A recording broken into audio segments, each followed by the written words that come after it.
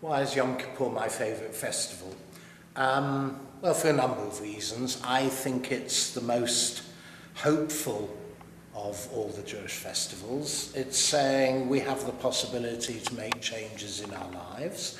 It's treating us, therefore, in an adult way, saying the responsibility for these things lies with us ourselves. We're not automatons programmed somehow by God to behave in a particular way, but we have the power within us. We have free will, I guess, is really for me what it's saying, which is something so important. And while that raises all sorts of questions about, well, if I have free will, what does that mean about God in the world and what God does? Nevertheless, that seems such an important message, such an important part of Jewish teaching, especially on Yom Kippur, that for me that's one of the reasons why it's one of my favourite, I guess my favourite festival.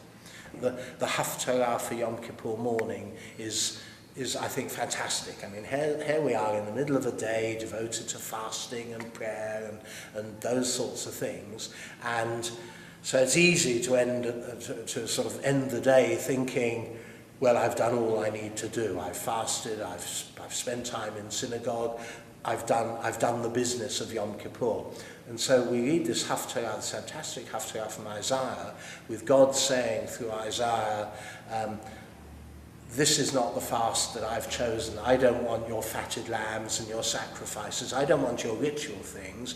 This is the fast that I want from you. I want you to feed the hungry, to clothe the naked, to free the prisoners. So here we are, I think an incredibly bold choice of Haftarah. Then in the middle of this day where we are sort of fasting and bringing our sacrifices and so on, equivalent of, the Haftarah says, don't think you've done, by the end of the day, don't think you've done what really is needed.